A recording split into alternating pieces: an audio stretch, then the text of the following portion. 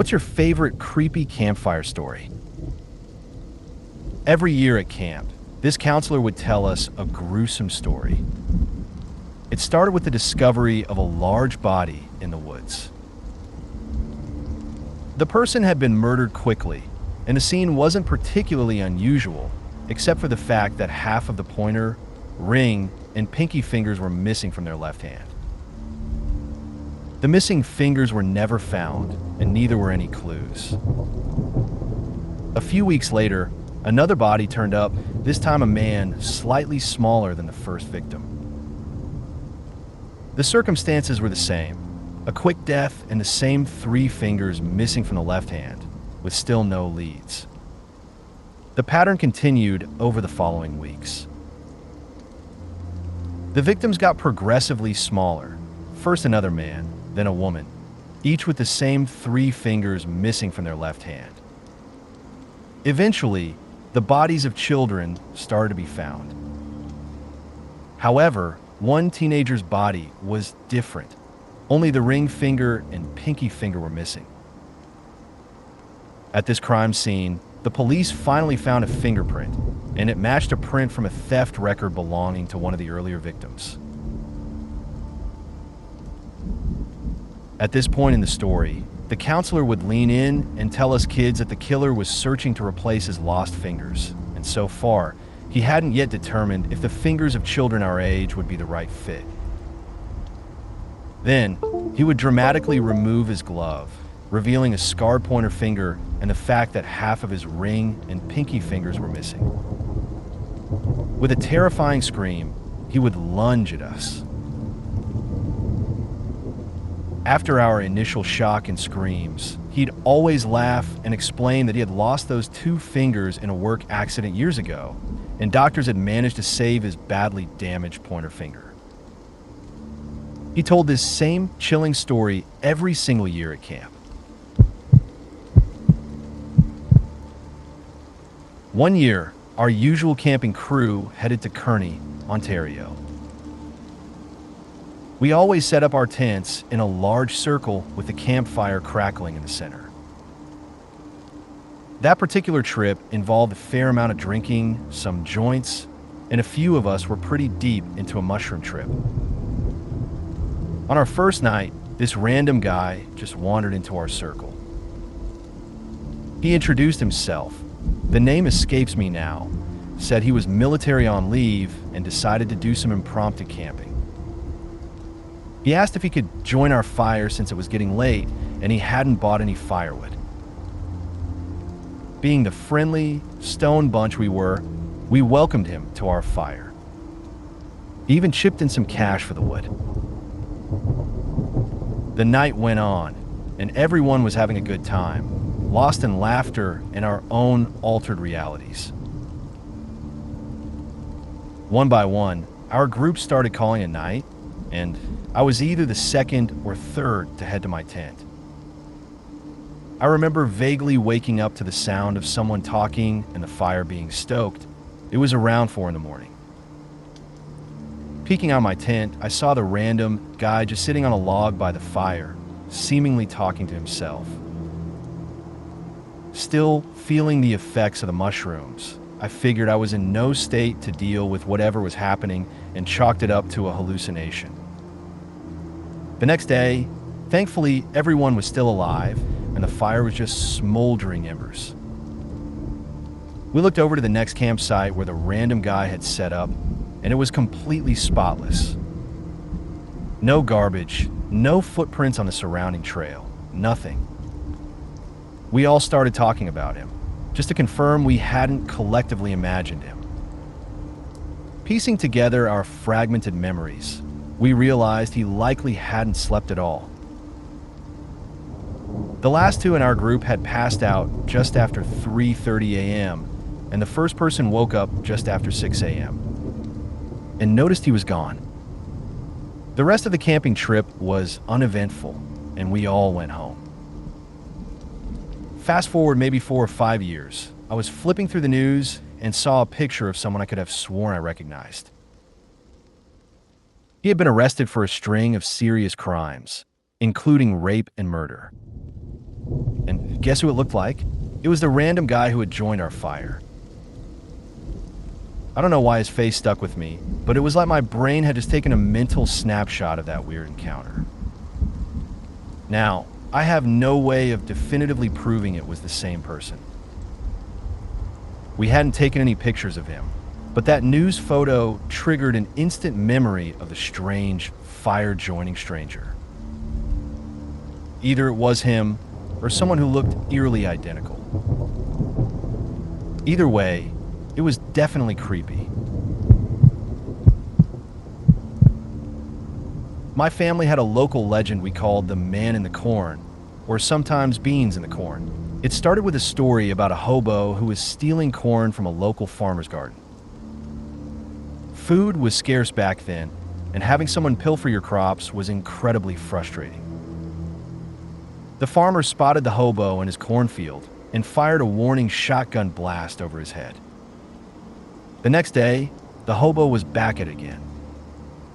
This time, the farmer decided to teach him a more memorable lesson. He emptied the lead shot from his shotgun shells and filled them with small, dry beans. Sure enough, the very next day, the hobo was back in the cornfield. The farmer fired twice.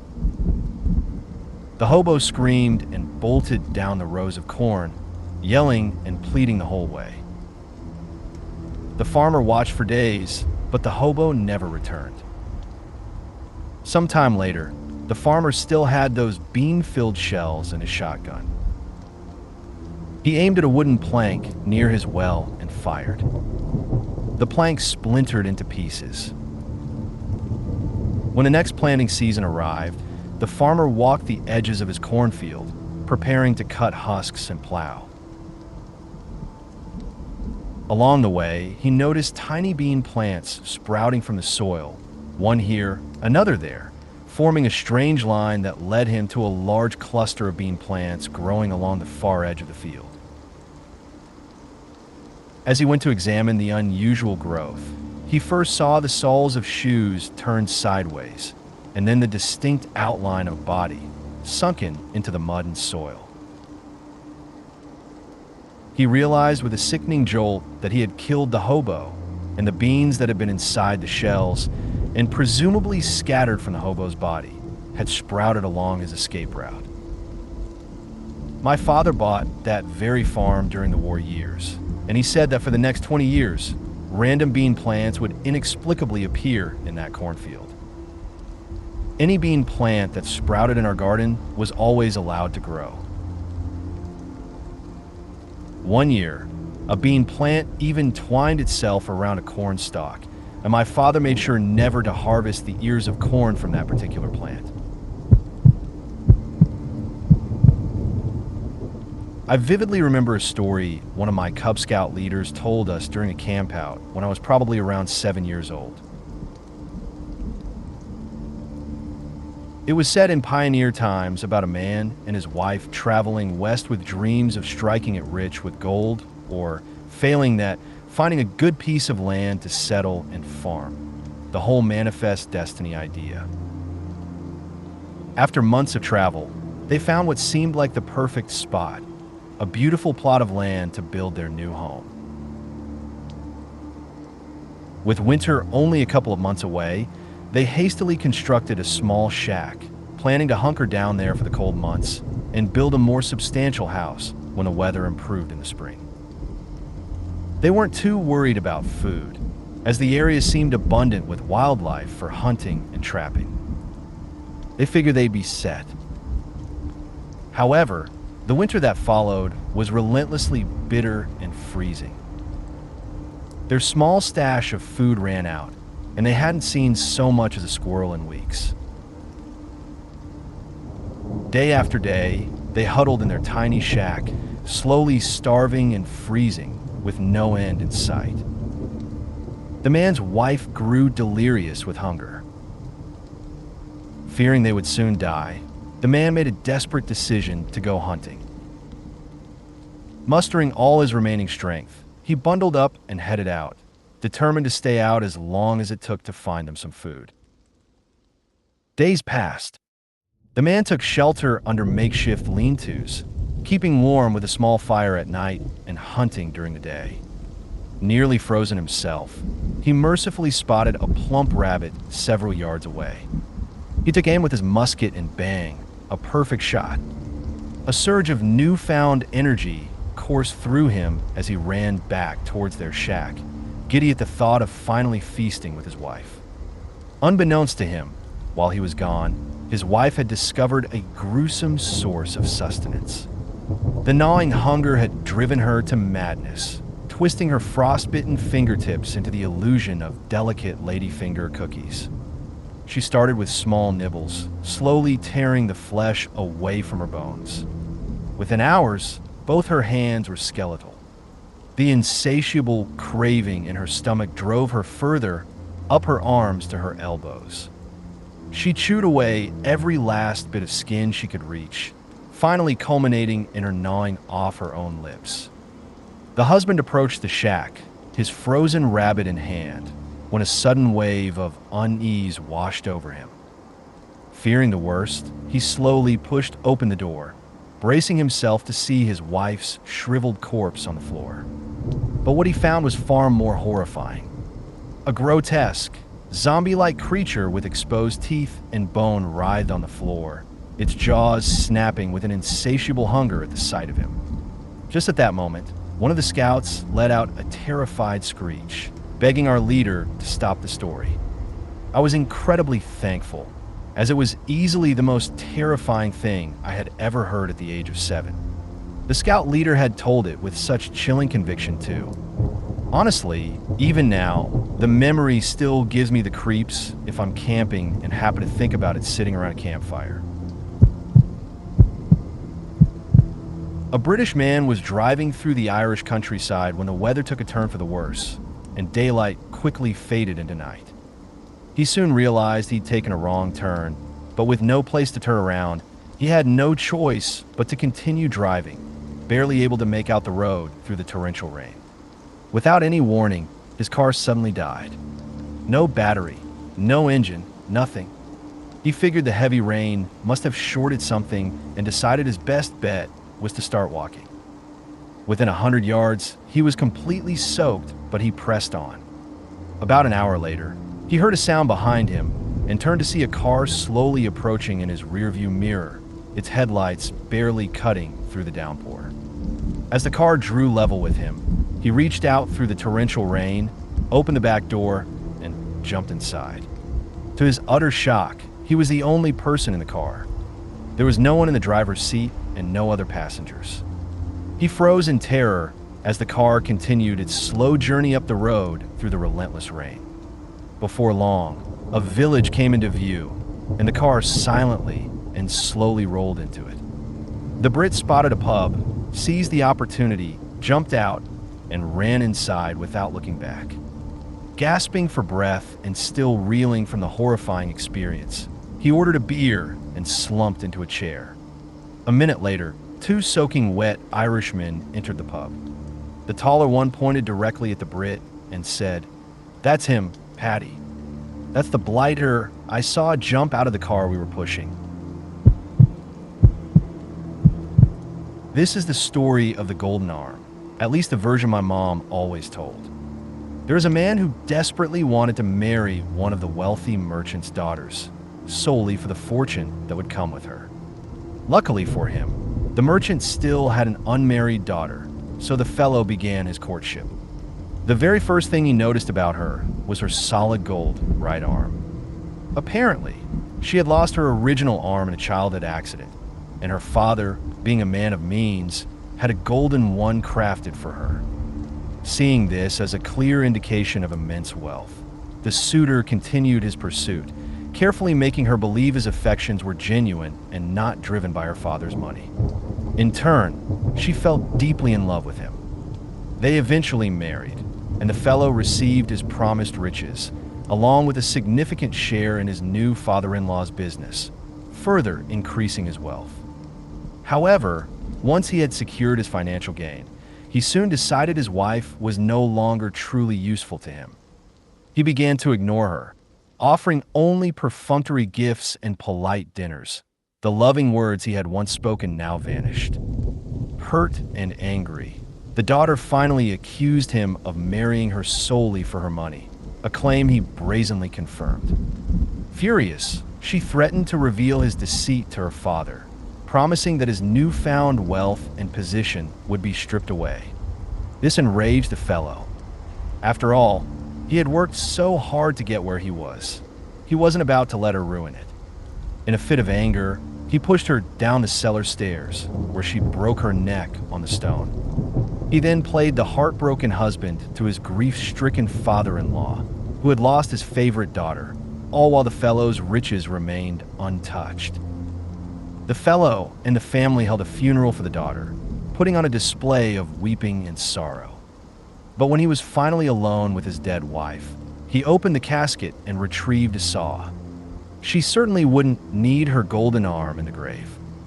That night, he slept with the golden arm hidden under his pillow, wanting to melt it down into bars before even the servants could see it. He slept soundly until a voice, like the whisper of the wind, asked, "Where's my golden arm?" The voice echoed slowly and distantly through the sleeping house, so quiet he almost dismissed it as a draft. But then the voice came again, closer and louder this time, as it drifted down the hall. "Where's my golden arm?" Sitting bolt upright, the fellow looked around fearfully, too terrified to move as he heard it again, much closer. "Where's my golden arm?" He felt a sudden heat on his back and a movement from under his pillow, but he couldn't tear his gaze from the door as he heard the chilling wail again, just outside the frame. "Where's my golden arm?" It felt like hellfire scorching his back as he felt the hot metal of the hand press against him, seemingly crawling on its own. His eyes were glued to the doorknob as it slowly began to turn. The maid found his body the next morning. His face was frozen in a mask of utter horror, and his hair had turned a shocking white. His hands were still clutching the sheets around his body. But the most disturbing thing was that his dead wife's golden arm lay across his chest, its metal hand wrapped tightly around his throat. Around a campfire, I always like to share the spooky Venezuelan folktale of El Silban, the whistling ghost.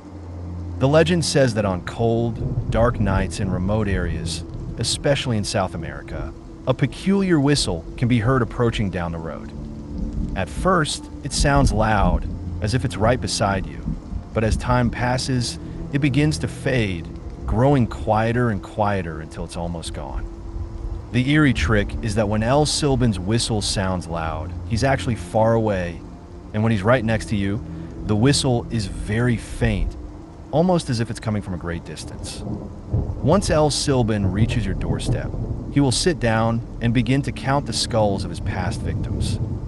You must listen to him count every single skull without interruption, or one of your family members will soon die and become another addition to his gruesome collection. El Silban is described as dressing like a farmer with a large straw hat, tattered clothes, a ghostly aura, and a pale, lifeless face.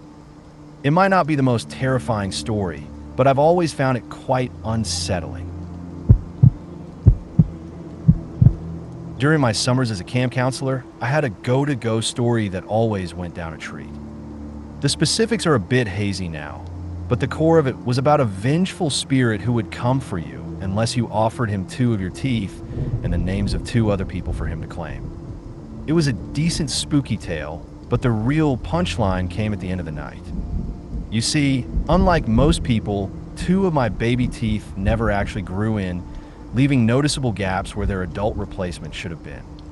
For a few years, I had to wear a retainer with 2 artificial teeth to fill those spaces. Just before sending the kids off to sleep after the story, I would secretly pop out my retainer and give them a wide, genuine smile, complete with those 2 dark gaps. It absolutely terrified the poor little campers every single time. There were a couple of ghost stories that, as far as I know, were unique to the church camp, Camp Gallamaxon, I attended as a child. Although, I'll admit, it's possible some of our tales were just common stories adapted to our specific location. I can't say for sure. However, one story I have personal experience with is the legend of Sydney. The camp was established on an old property that had served many purposes over the years. During the war, it was a girls' boarding school. One of the girls attending the school was deeply in love with a young man who had gone off to fight. They wrote to each other constantly until, one day, the letters stopped coming. A few weeks later, she received the devastating news that her beloved had been killed in action. Overcome with grief, she tragically took her own life by hanging herself in her dorm room. To this day, there's a plaque by the door of that room in her memory. Now, I know for a fact that room is haunted. One year, when I worked at the camp, I stayed in that very room. One night, after lights out, the ceiling fan inexplicably turned on by itself. It began to spin faster and faster until it started to wobble violently, as if it were about to detach from the ceiling. Knowing the stories about Sydney, I instinctively shouted, "Stop it, Sydney! I'm a friend!" The fan immediately stopped. And I don't mean it gradually slowed down and came to a halt. It was as if someone had physically grabbed the fan blades and stopped it instantly.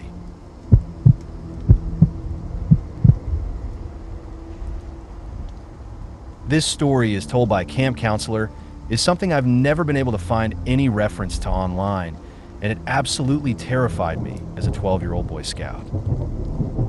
I'm writing it down now simply to have it recorded.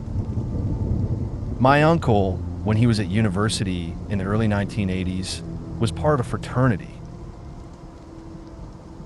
They had a particularly intense form of hazing for potential freshman recruits, centered around a supposed haunted house a few miles from campus. It was an old 3-story Victorian mansion, long abandoned and falling apart after.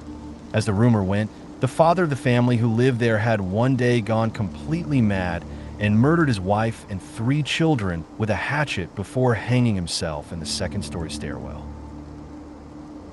The hazing ritual involved sending 3 freshman recruits to this house at 3 a.m. 2 of them would be equipped with a specific item related to the murders, and all 3 would have a candle and a single match, except for the 3rd, who was given 2. The freshmen were sent into the house one at a time, observed from a distance by the fraternity brothers. Their instructions were to enter, light their candle, and ascend each floor until they reached the attic. They had to stop at each main picture window on each floor and let their candle be seen as proof they were actually there and completing the challenge. My uncle was a senior member of the fraternity, and what happened that night had a far more devastating impact on him than anyone else involved. So, the night arrived, the fateful night that would irrevocably change multiple lives forever. My uncle, 4 of his fraternity brothers, and 3 potential freshman recruits arrived at a small bridge near the outskirts of the old house around 2:30 a.m. The night was cold and still, with clouds drifting across an almost full moon, casting an eerie light on the dilapidated mansion and creating long, unsettling shadows.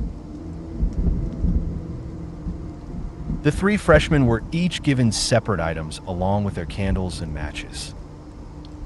The first received a hatchet, symbolizing the murder weapon. The second was given a rope, representing the method of suicide. The third was given a second match, the explanation being that his candle likely wouldn't stay lit after the first 2 had gone up the stairs and disturbed the spirits. My uncle, the other fraternity brothers, and the remaining 2 freshmen watched as the first recruit nervously approached the old house, hatchet, candle, and match in hand. He entered, and in the darkness, They clearly saw the strike of the match, the small flame igniting the candle. The house had many large picture windows, and the group watched as the faint glow moved through the first floor windows, one by one, until it reached the stairs. Then it began to ascend, first floor, second floor, and then the candle went out. They waited for a minute, offering explanations like probably just a draft, or he was moving too fast, panicked. So they sent in the second freshman recruit, equipped with a rope, candle, and match. Eerily, the same sequence of events unfolded. First floor, second floor, and the candle extinguished. The third and last recruit was visibly shaken, but the fraternity brothers tried to rationalize the situation, suggesting the other two were probably just messing with them, holed up on the second floor, laughing in the dark and taking swigs from a flask. My uncle said he didn't believe it, but laughed and agreed to ease the tension. So, they sent the third freshman to investigate, telling him to give his buddies a kick in the ass and remind them they couldn't join the frat unless they made it to the attic and proved it with their candle glowing in the window. With only a candle and 2 matches, the third visibly trembling freshman approached the house, gave a hesitant look back at the group, and then entered. Again, the same thing happened. First floor, second floor, and the candle went out. It didn't relight, even with the second match. My uncle and his buddies were completely perplexed. Did these guys just not want to join the frat? Were they trying to be cocky or prove some point?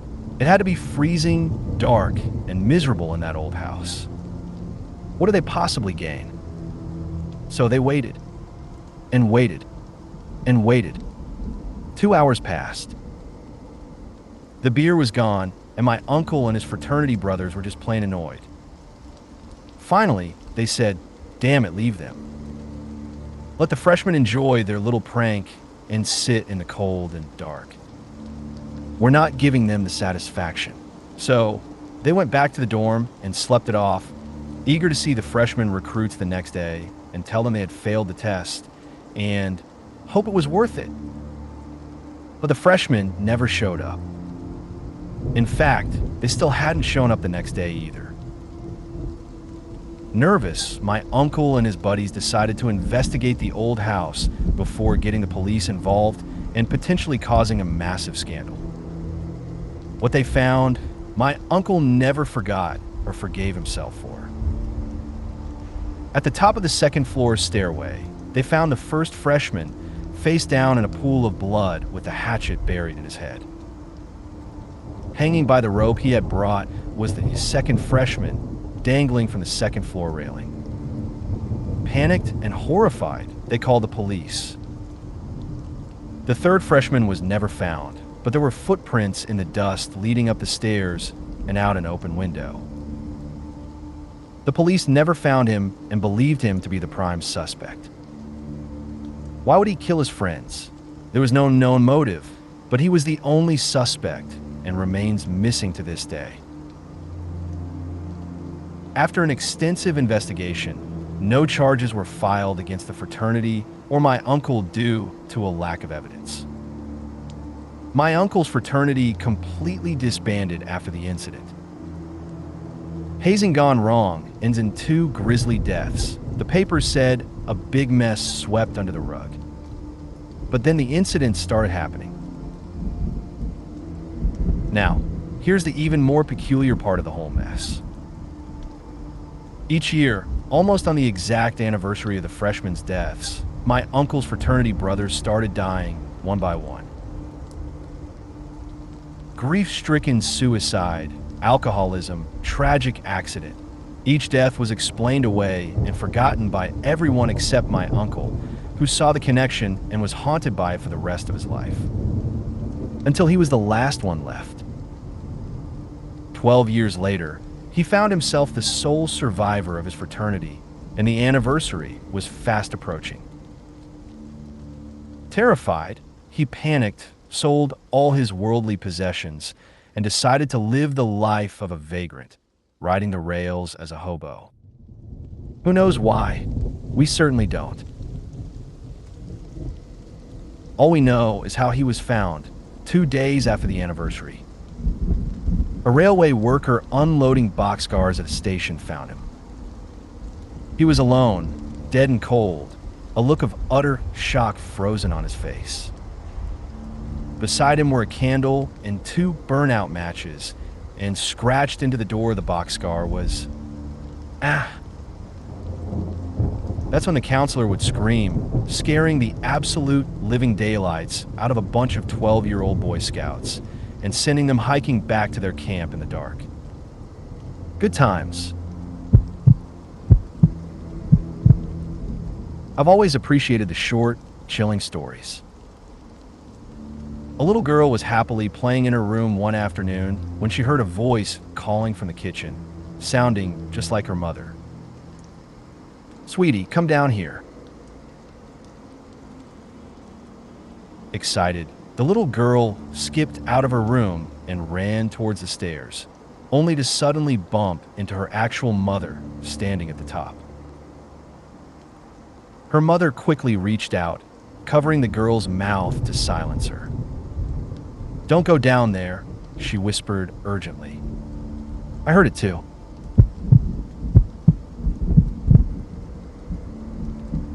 There's a certain lore surrounding my family's cottage, the belief being that my great-great-uncle keeps a watchful eye over it. This feeling is mostly rooted in my own experiences there as a young child. I distinctly remember seeing the hazy figure of a man in the hallway around 2 or 3 in the morning when I got up to use the bathroom. Then there were the times when the rocking chairs would move gently on their own. I even recall one instance of hearing an unfamiliar man's voice speaking in my room at the cottage. The only males present at the time were my brother, my cousin, and myself. My brother and I were just young kids. My cousin was only just starting puberty, but this voice sounded like an older man, one who had clearly smoked for years. Adding to the feeling, a few years ago, another cousin staying in the same room I had as a child saw a clear apparition of a man sitting in her computer chair. It's a strange mix of creepy and comforting, this sense of having someone, even a ghostly relative, watching over us.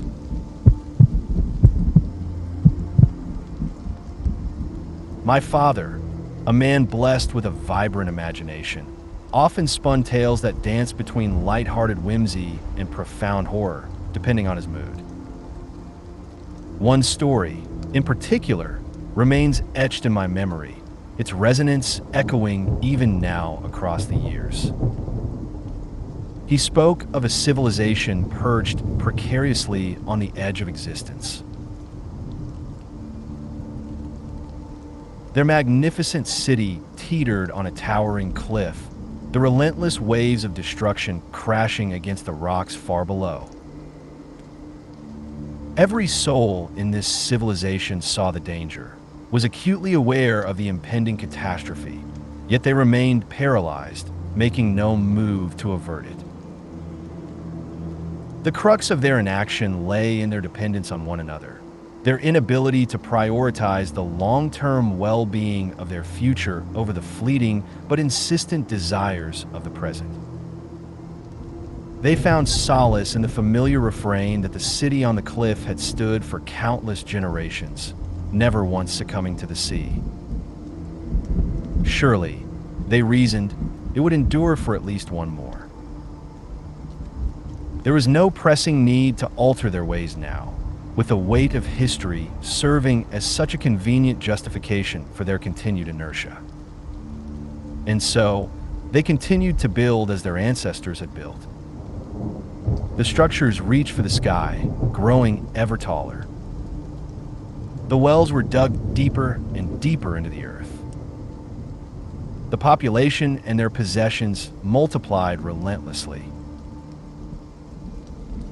Each individual added what seemed like the most insignificant feather to an ever-growing burden, each convinced their single feather could surely not be responsible for any dire consequences. It was merely a feather.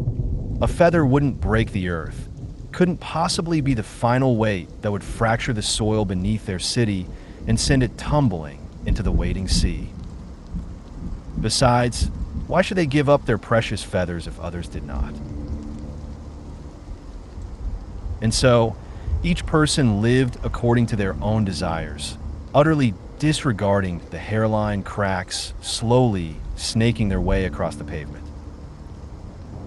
They paid no heed to the subtle tremors that rumbled beneath their feet, dismissing these inconvenient omens. There were buildings to erect, desires to satisfy, dreams to chase that could not be postponed in favor of some imagined disaster looming in the distant future. The city swelled and expanded, a vast collection of individuals, each living for themselves, but lacking the cohesive spirit of a true society. They were a civilization of humans devoid of genuine humanity. Feather upon feather was added to the growing weight. Then, inevitably, came the final feather. A deep, guttural groan echoed across the city as the world began to tilt and shift. Screams of terror pierced the night as the edge of the cliff face sheared away, condemning the once proud city on the hill to a watery grave in the sea below. In that fleeting moment, the labor of generations crumbled into ruins, and a future brimming with possibility was lost forever. I looked up at my father, a child's confusion clouding my understanding. I asked him why the people had ignored the clear warnings, why they would sacrifice so much for such fleeting pleasures. He leaned forward, his hand resting gently on my shoulder. His eyes held a distant sadness as he whispered, "That, my child, is simply the way people are." This is a fairly well-known story, but it always managed to give my younger cousins the shivers. Here it is. Once upon a time, there was a girl named Mary Sue who always wore a bow tied tightly around her neck. The other children at school would constantly tease her, saying, Mary Sue, why don't you ever take off that bow?" But Mary Sue always refused. As she grew into high school, even her closest friends urged her to remove the bow, explaining that it was no longer fashionable. Still, Mary Sue wouldn't take it off. Eventually, Mary Sue met the man of her dreams. He, too, asked her about the bow, wondering why she always wore it. She simply replied, "One day, you'll find out." Nearly 60 years passed. Mary Sue's children had grown up and moved out, and she and her husband were enjoying their quiet life together. One day, Mary Sue turned to her husband and asked, "My dear, would you like to finally see what's beneath my bow?" Her husband, a little surprised, set down his newspaper. "Are you sure, Mary?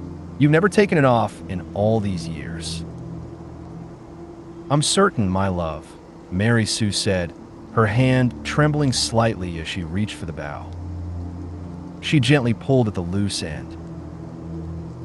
The bow fell silently to the floor, followed immediately by her head, and then the rest of her body collapsed. This is a straightforward story, so I'll get right to it. One afternoon, while I was tending my garden, my neighbor wandered in my backyard. He looked disheveled, still in his pajamas.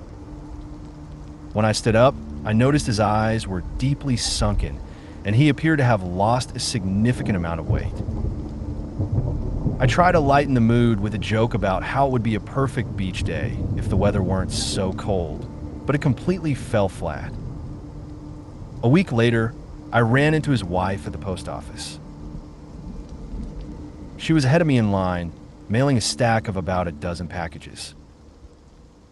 I asked if her husband was feeling better, mentioning he seemed a bit unwell the previous week when he was in my yard. She looked at me with confusion and told me I must be mistaken. He had passed away over a month ago from cancer. The packages she was mailing were his collection of action figures, which she had sold online. I was utterly speechless. Had I imagined the whole thing?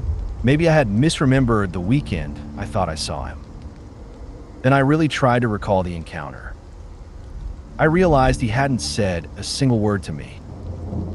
I remembered telling him the joke and it not landing. I had simply assumed I wasn't funny, which is why he didn't laugh. Or perhaps he couldn't, because it might have just been his spirit. As soon as I got home from the post office, I started telling my wife about our neighbor. Before I could even mention seeing him, she said, "Oh yeah, I saw you two talking last weekend."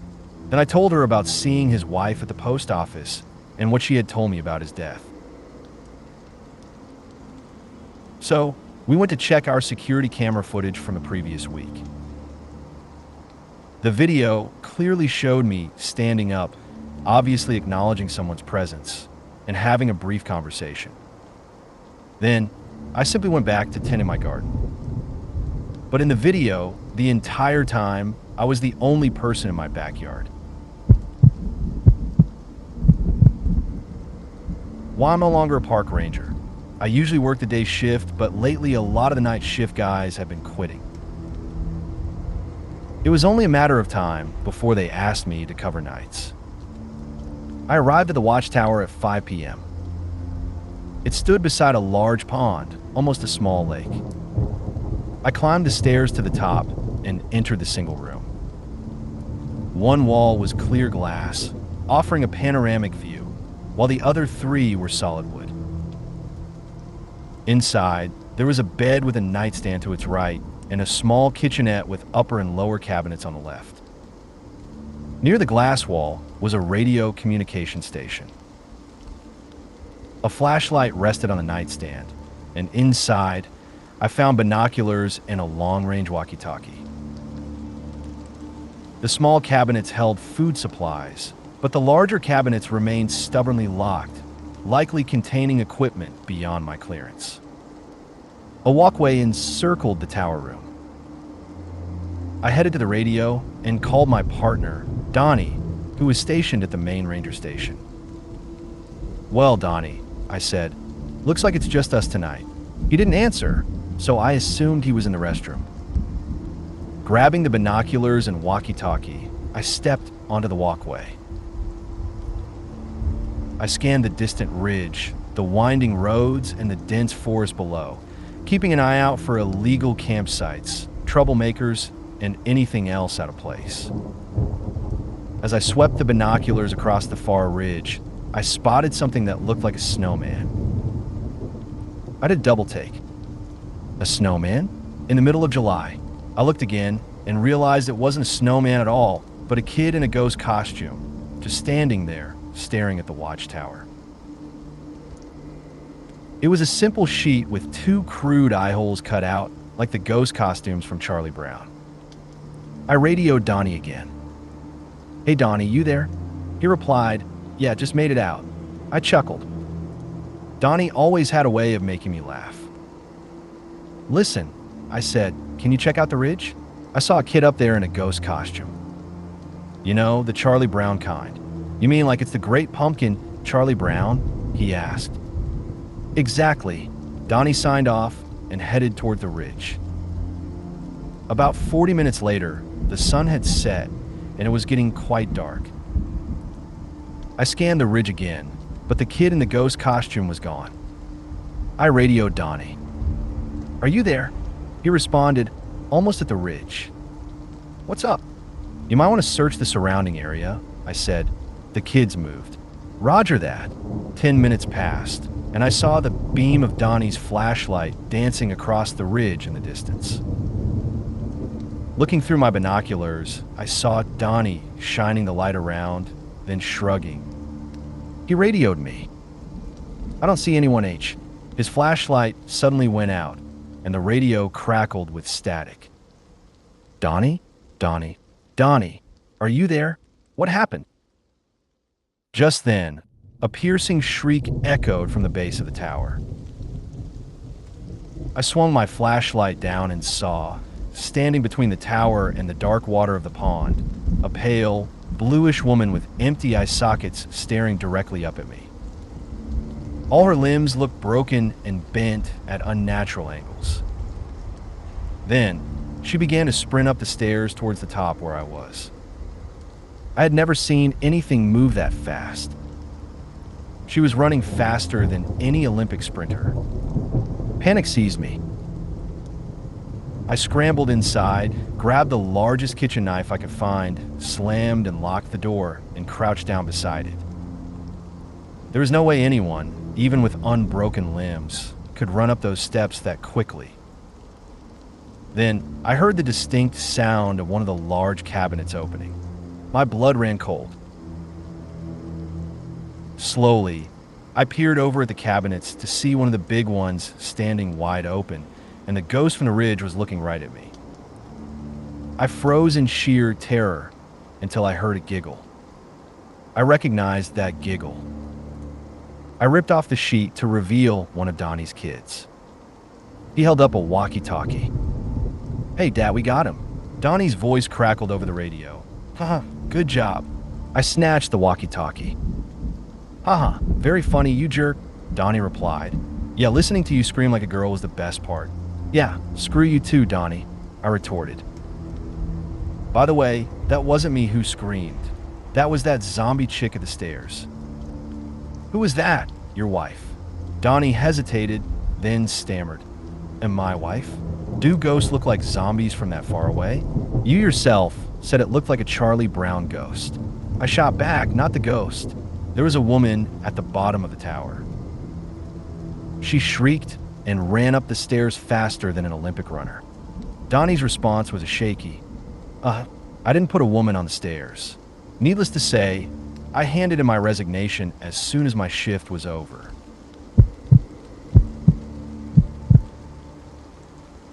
I'm not sure if this story has a specific name, but aside from the ones you hear as a kid like Black Box and the girl with the dog, this is the one I remember best that actually creeps me out. A group of hikers were trekking through the woods, searching for a place to camp for the night, when they stumbled upon a small, isolated cabin. Since no one appeared to be home, they decided to spend the night inside. The interior of the cabin was adorned with numerous paintings, seemingly portraits of the family who had once lived there. The hikers spent the evening examining the artwork, mostly making lighthearted jokes about how strangely distorted the figures looked. When morning arrived, one of the hikers woke to find the cabin bathed in sunlight. As he looked around, he noticed something unsettling. The paintings were gone. In their place were windows, revealing the surrounding woods.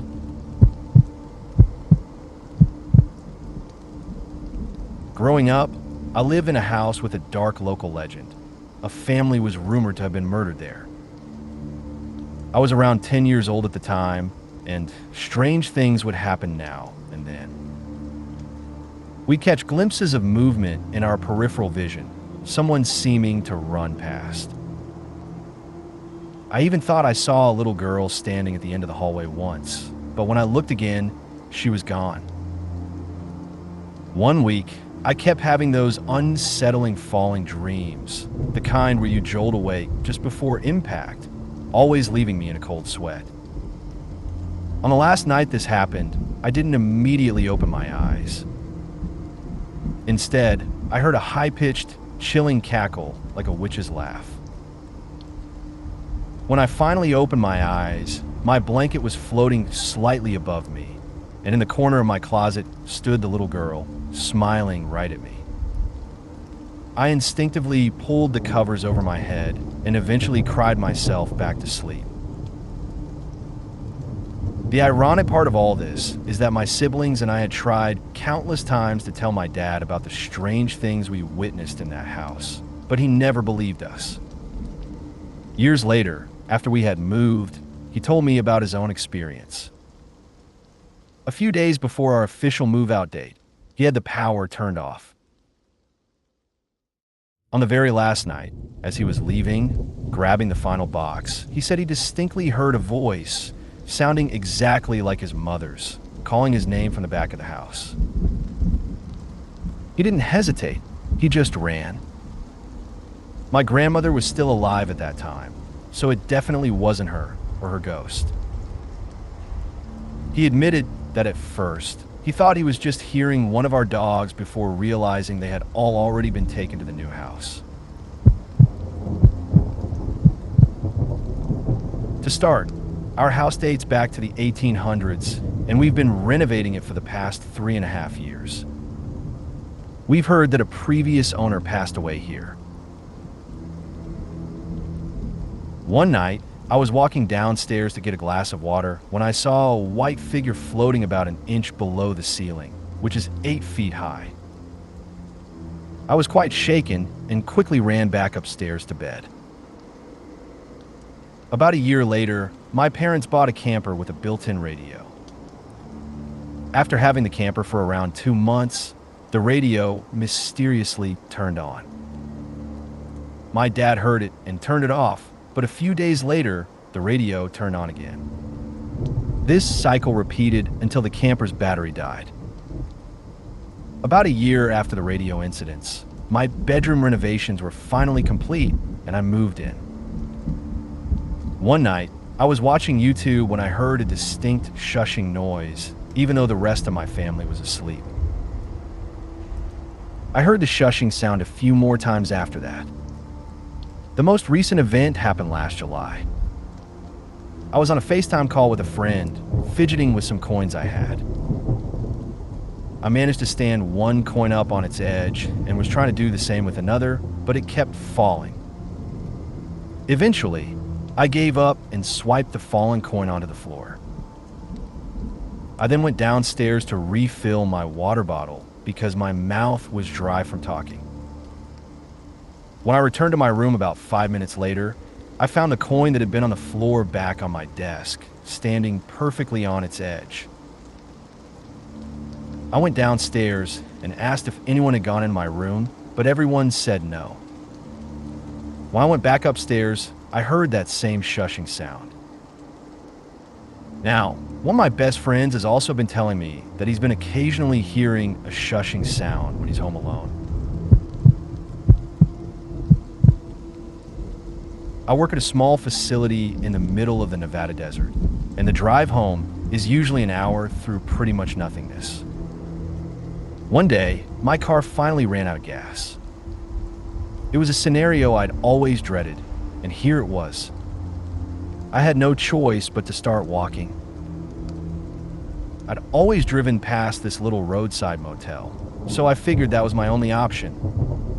I walked a couple of miles until I reached it. I asked the person at the front desk if they had any gas I could buy. They did, but the price was outrageous. I didn't even have enough cash on me, so I was forced to wash dishes and do odd jobs around the place for the rest of the night. By the time I'd earned enough, I was completely exhausted. There was no way I could drive safely. I asked if I could at least use a room for the night. Not wanting me to cause an accident, the owner agreed. Thank God. Though what he said next definitely surprised me.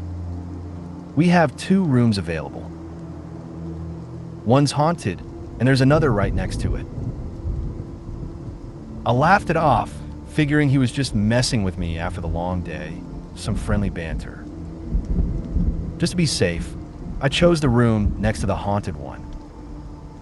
When I got inside, it was a real dump.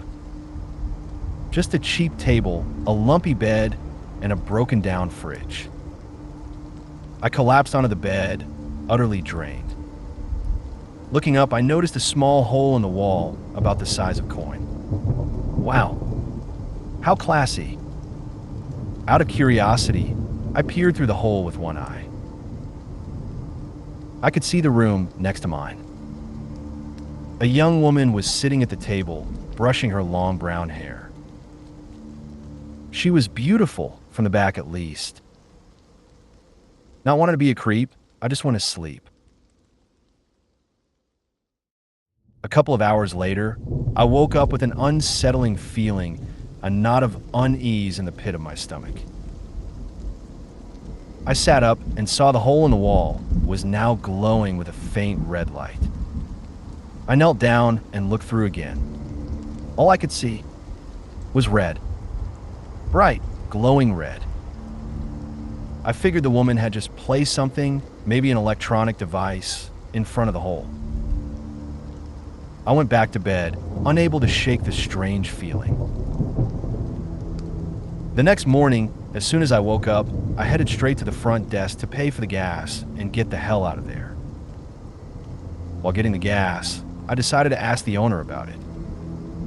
"Hey," I said, "that woman in the room next to mine. Is she all right?" I was getting kind of a bad feeling. The owner chuckled. "Oh, so you saw her. She's the haunted room's resident." I laughed it off again, trying to keep the sarcastic tone. "Well, she's awfully pretty for a ghost." The owner handed me the gas tank. "Then you haven't seen her from the front. Her eyes are glowing red." It was late, and 2 doctors were calling at night after a long shift at the hospital. As they stepped into the elevator, an elderly woman in a patient's gown gestured for them to hold the door. However, the older doctor pressed the button to close it. "Why didn't you wait for her?" the other doctor inquired. "Didn't you notice her blue ID bracelet?" the older doctor replied, his voice low. "That's a more tag."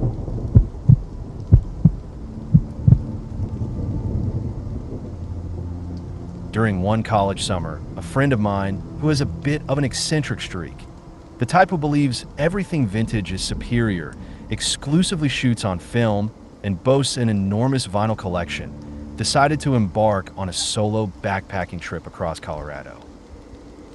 He's also a seasoned camper, so none of us were particularly concerned. It was his version of a soul-searching journey.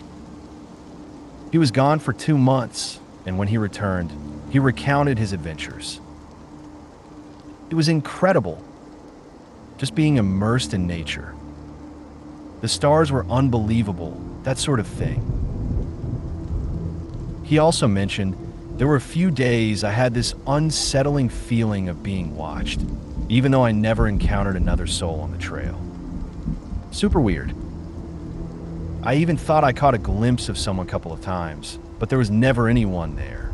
A few days later, he picked up his developed film from his usual local shop. He came back to the apartment and showed me the photos, as he always did, but he seemed disturbed. I flipped through the pictures, stunning landscapes, his campsite, his meals, and then, inexplicably placed right in the middle, were 4 photos of him inside his sleeping bag. Sound asleep.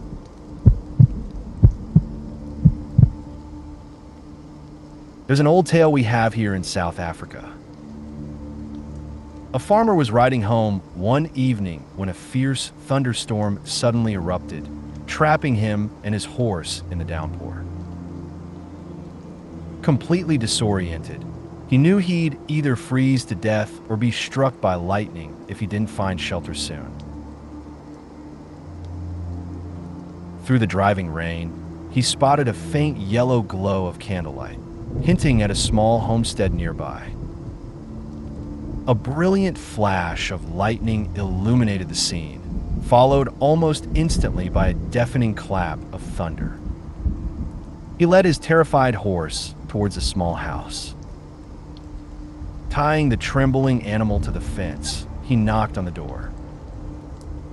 An elderly woman opened it with a warm smile, ushering him inside. He found her husband sitting at the kitchen table, calmly smoking a pipe. The wife quickly put the kettle on and offered him a steaming bowl of soup and a cup of coffee. The farmer recounted his predicament to the kind, old couple, who were happy to provide refuge from the raging storm. Outside, another lightning strike flashed, followed by a booming roll of thunder. The old man chuckled at the farmer's jumpiness and offered him some tobacco for his pipe to soothe his nerves. The farmer gratefully accepted.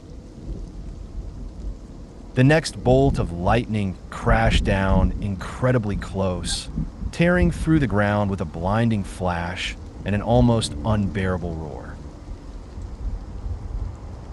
The farmer cried out, leaping to his feet, startled out of his senses.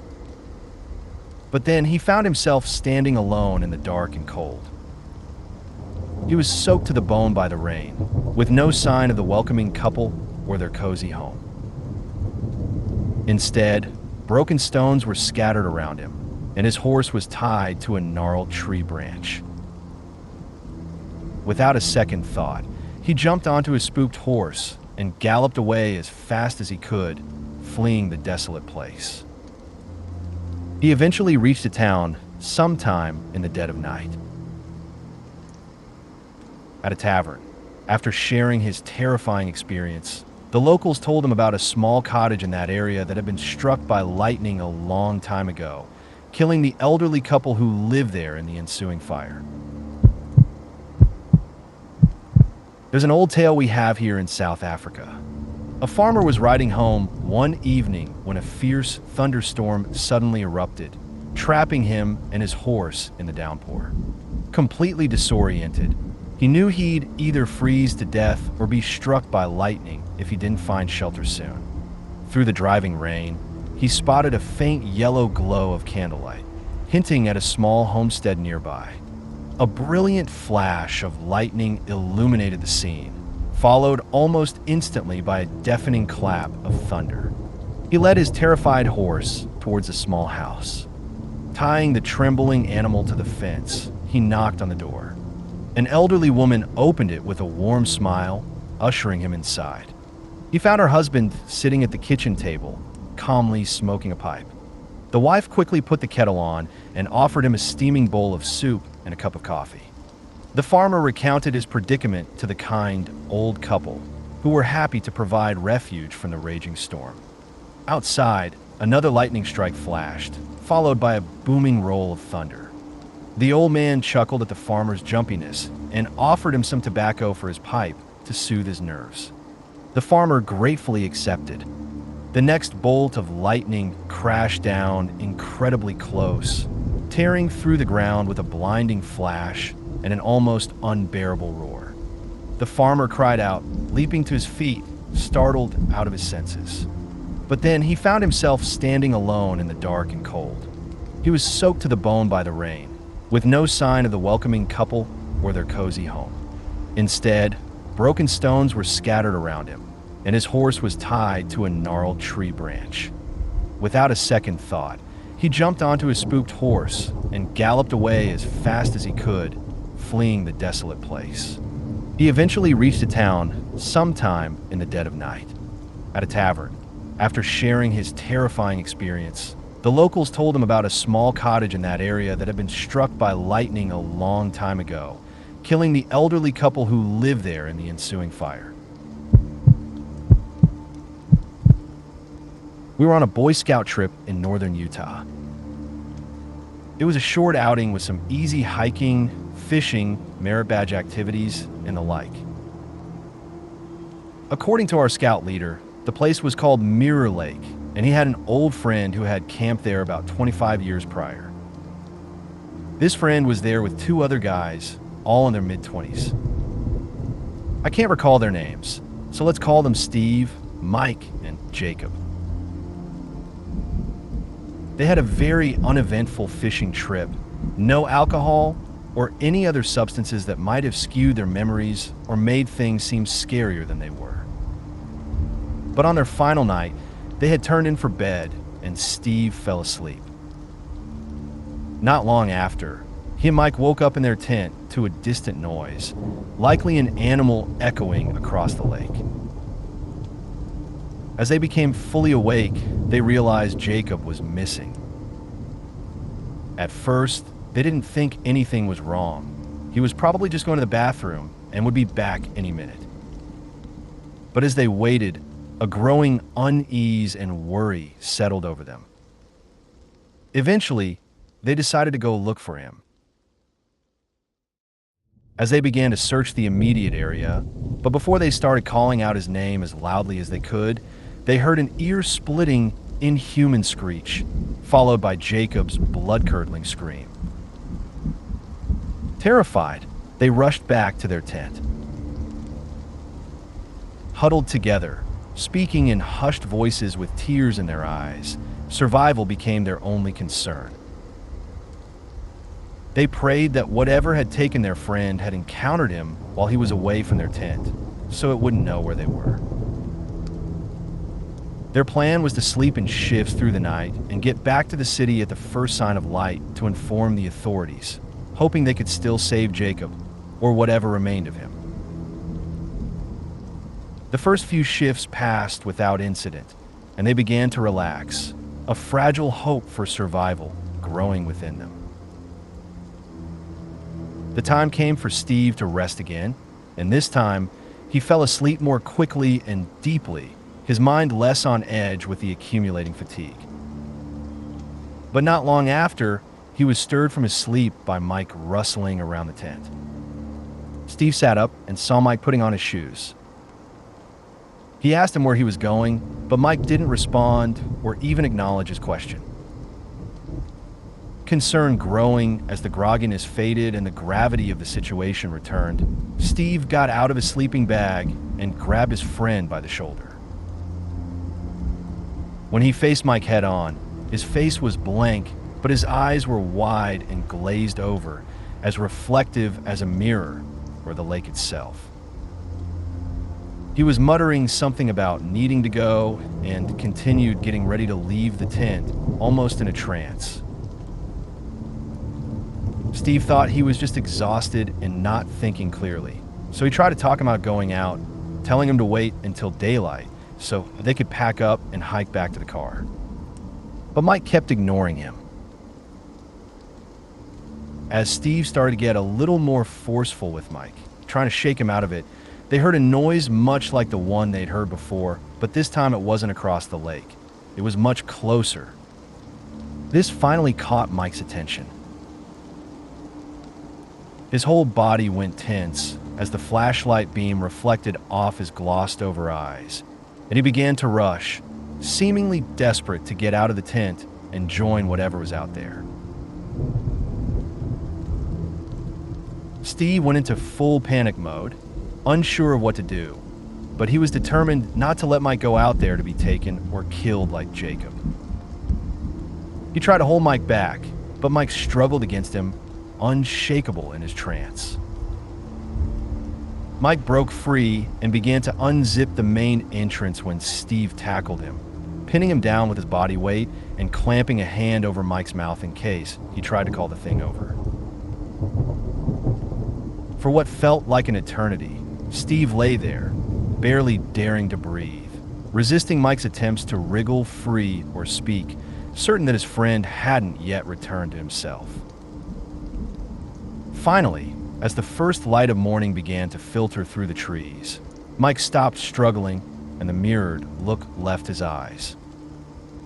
Steve asked him why he had been trying to leave, but Mike had no memory of it.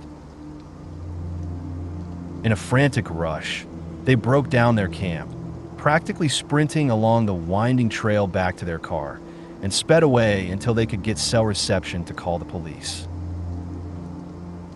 I never asked my scout leader after the trip if he really knew a guy who claimed this had actually happened, or if he had just made it up or heard the story from someone else. But he was a clever guy, so I could easily see him inventing it on the spot to make it feel real and tie to where we were camping, just to freak us out. I was definitely unsettled, but some of the other boys were absolutely terrified. Later that night, as we were settling in to go to bed, we realized one boy had fallen asleep in his tent while we had all been chatting. So, being the cruel bunch we were, we all quietly left the tent and then tried to wake him up, making him think we had all been taken under the mirror's trance. He was pretty scared for about 2 minutes before someone finally confessed and told him the truth, but if it had been up to me, I would have let him freak out a little longer. This was a great question and a fascinating thread to read, bringing back memories of this and other great camping trips. I was deer hunting with my dad near Hoona, Alaska. One night, I had this really strange dream. I saw these incredibly beautiful white deer, a buck and a doe, the kind you want to have mounted. I took a couple of shots. The buck managed to get away, but the doe fell dead. After skinning it and heading back to my truck, I heard a noise. Turning around, I saw the buck again, but this time it looked furious. The first time, it was beautiful. This time, pure nightmare fuel. We're talking flaming red eyes, antlers that seemed to crawl endlessly into the sky, and its once pristine white fur was now stained with blood. As it charged towards me, I screamed and then woke up. I never forgot that dream. On a later camping trip, at a completely different location, as the campfire embers began to fade, I decided to share this dream as a spooky campfire story. As I finished with, "It was scary, but I'm glad it was just a dream," my dad spoke up. "Son," he said, "that was the Hoona ghost deer. That's an actual myth told by the native people there." Hearing that sent a real chill down my spine. We were camping, my cousins and I, and it was nearing 11 at night. The air was bitingly cold, and most of the group had already retreated to their tents, leaving only about 5 of us huddled around the dwindling fire. Seeking warmth, we pulled our chairs as close as we dared to the crackling flames. I can't recall all the details of the story that was told, but the gist of it was about a group of people who had sat so close to their campfire for warmth that they had tragically fallen in and burned to death. Now, writing it down, it doesn't seem particularly terrifying. However, in that moment, under the vast, cold night sky, illuminated only by the flickering firelight, the story cast a strangely profound and unsettling silence over our small group. It was eerie because we had been chatting and laughing for hours leading up to that point. Suddenly, the only sound was the sharp crackle and pop of the burning wood. And without a word, each of us subtly scooted our chairs a little further back from the dancing flames. A century ago, off the coast near Spivey Point, a small clipper ship sailed towards the shore. Without warning, a thick fog bank rolled in from the sea, instantly shrouding everything in a disorienting white. For a terrifying moment, the crew couldn't see a single foot in front of them. Then, through the swirling mist, they spotted a light. It was a fire burning brightly on the coastline, its glow strong enough to pierce the dense fog. Hope surged through the sailors as they steered their vessel directly towards the beckoning light. But it was just a campfire, much like the one we have here tonight.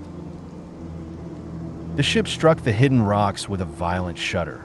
Its hull ripped open, and its mast snapped like brittle twigs. The shattered wreckage sank quickly, taking all the men aboard down into the cold depths.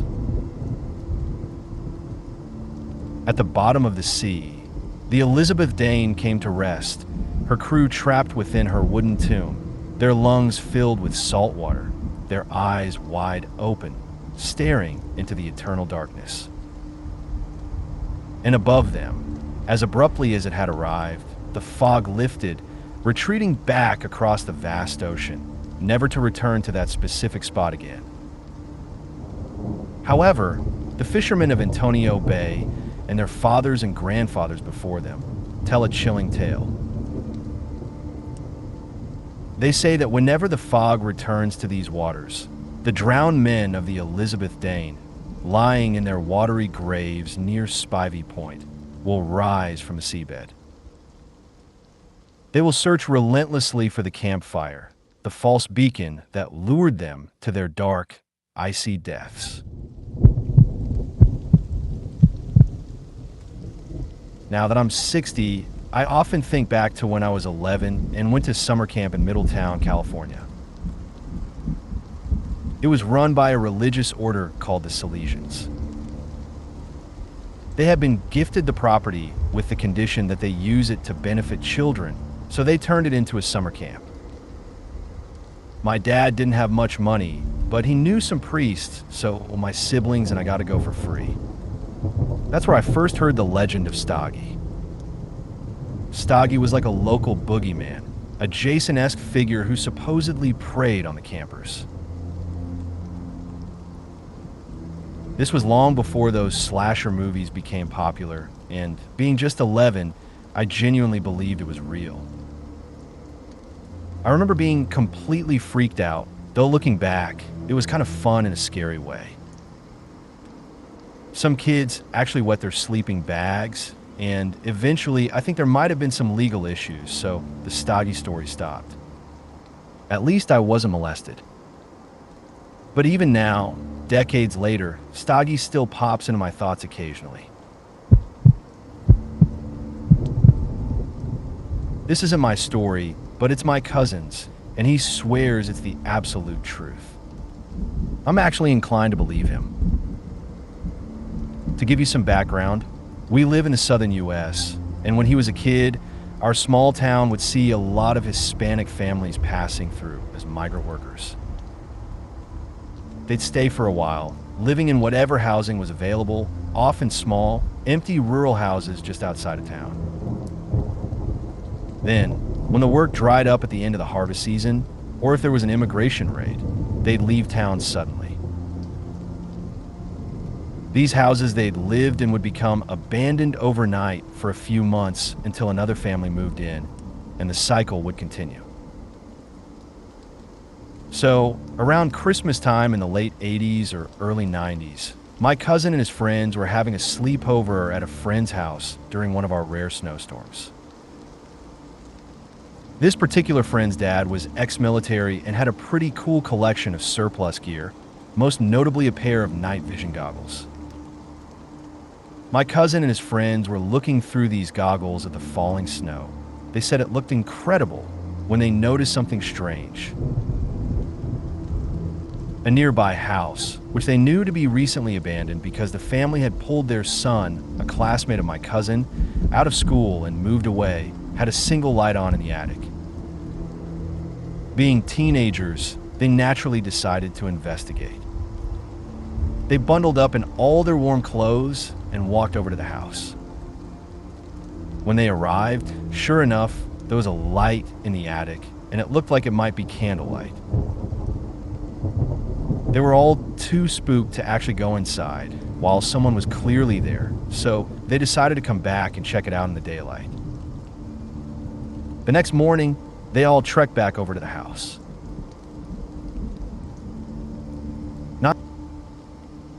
Not seeing any light from the attic, they made their way inside. Just as they expected, the house was completely empty.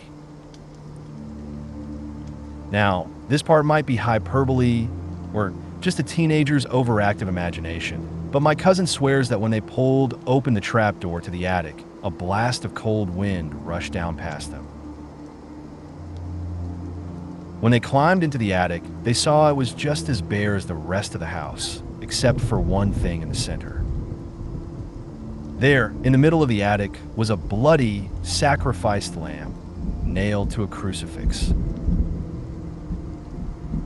My cousin says he thinks maybe it had something to do with a strange sect of Catholicism or something like that. But the scariest part for him is the thought that they almost went into the house while whatever ritual that was still happening. My dad used to tell this story, saying he'd read it in a book when he was a teenager. Once a pastor and his wife moved from the city to an old, rural parish, Since its founding, the church had driven away every single pastor who had served there. The congregation was impossible to please, and some even joked they'd find fault with angels themselves. The new pastor and his wife didn't stand a chance. The members relentlessly criticized them both. The pastor preached the Bible too much, then too little. His wife dressed too elegantly, then too plainly. The pastor was accused of greed, wanting all their money. His wife, Alice, was labeled a snob, and worst of all, they were outsiders from the city. The congregation refused to pay them enough to leave, and the couple found themselves trapped. The constant criticism escalated, becoming increasingly cruel and malicious. Tragically, Alice could no longer bear the torment and took her own life. The very next Sunday night after the funeral, the church held a business meeting. The church elders heartlessly belittled the grieving pastor for his many faults, some even suggesting he was responsible for his wife's death.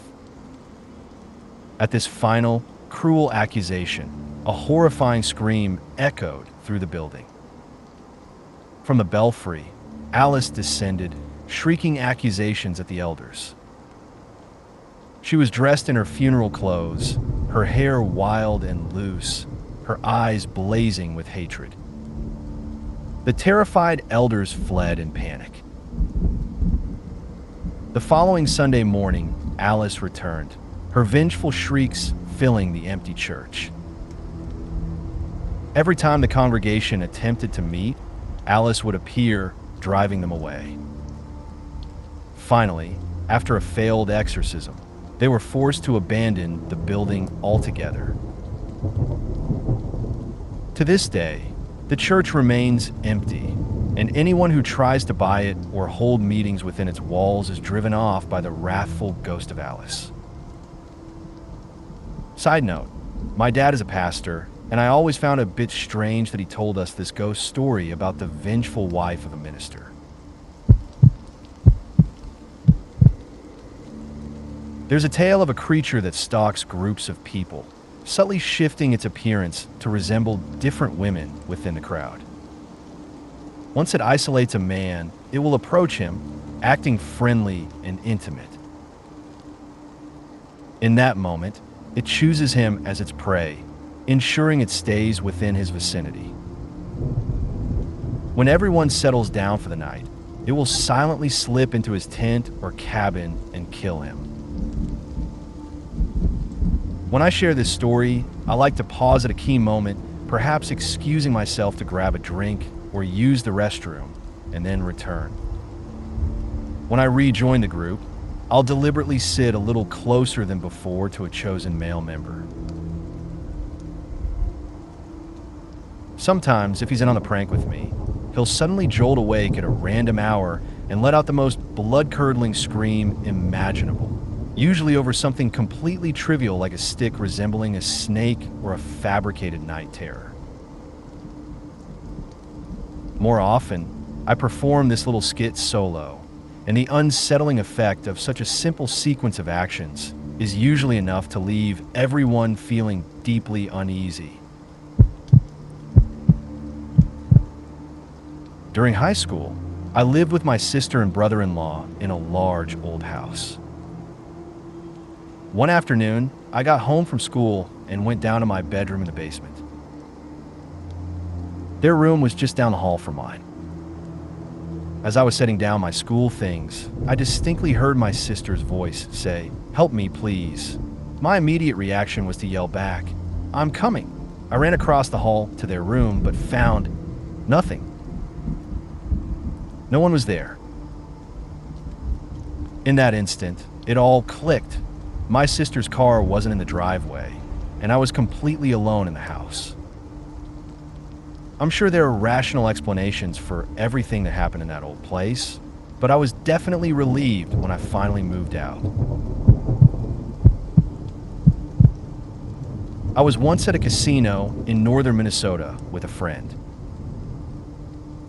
I don't travel much, and surprisingly, I'd never been to Canada, even though it's only a 3 to 4 hour drive away. On this particular night, a woman approached my buddy and me and exclaimed, "You guys were on TV. I saw you." Being a few drinks in, we just laughed and played along, even though we had no idea what she was talking about. Moments later, we saw the same woman frantically yelling at a security guard, insisting that we were wanted in Canada for murder and that she was absolutely certain it was us. Luckily for us, the security guard recognized us as frequent visitors to the casino and just laughed it off. He came over and told us what had happened. My buddy's girlfriend, just for kicks, decided to look up Canadian murders online. Sure enough, it was all over the Canadian news. Two men, who looked like exact mirror images of the two of us, were wanted for recent murders.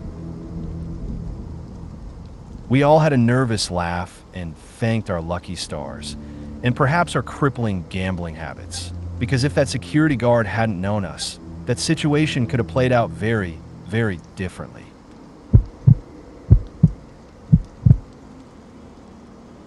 My high school drama teacher shared a version of this story with us, and it was incredibly effective.